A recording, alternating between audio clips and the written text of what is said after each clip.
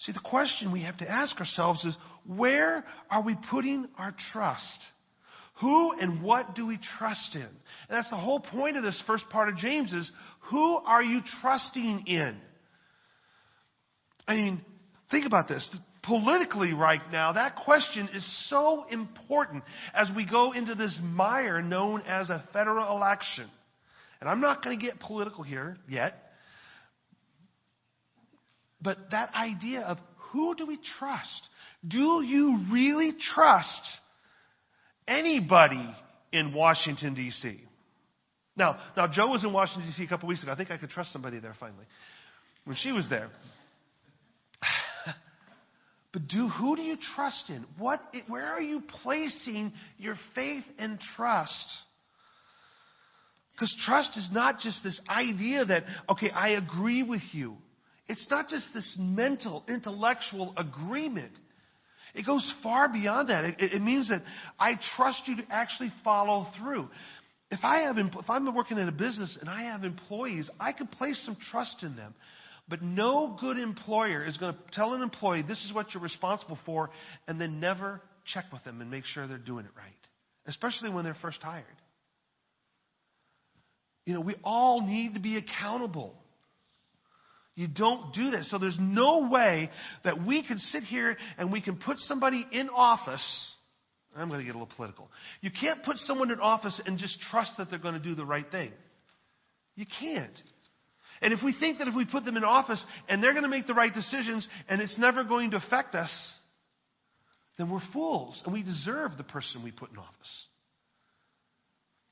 The question is, who do you trust? Because, see, there are good leaders and there are bad leaders. There are good kings and there are bad kings. So I want to give you the story of a good king. Now, my story begins, and I'm going to put this away before I forget. My story begins with a king by the name of Asa. And Asa was the king of Israel. Now, I want to kind of briefly run through some of where Asa came from. Understand that we go to the first king. Who was the first king of Israel? Saul. Was Saul a good king or a bad king? He was a bad king. He was the first king. He was a bad king. And then after him came David. Was David a good king or a bad king? He was a good king. Now, what made David a good king? He trusted God. He was a man after God's own heart. Okay? After him was Solomon. Was Solomon a good king or a bad king? Average. You're right. Solomon started out as a good king. He trusted God. And he ended up a bad king. No offense, ladies, when I say this, but he let women. Women were his downfall. He had more than one, trust me. Women were his downfall. He became a bad king. After him was Rehoboam. Yes, Rehoboam. Rehoboam was Solomon's son. Was he a good king or a bad king? Bad king. After him was Abijah.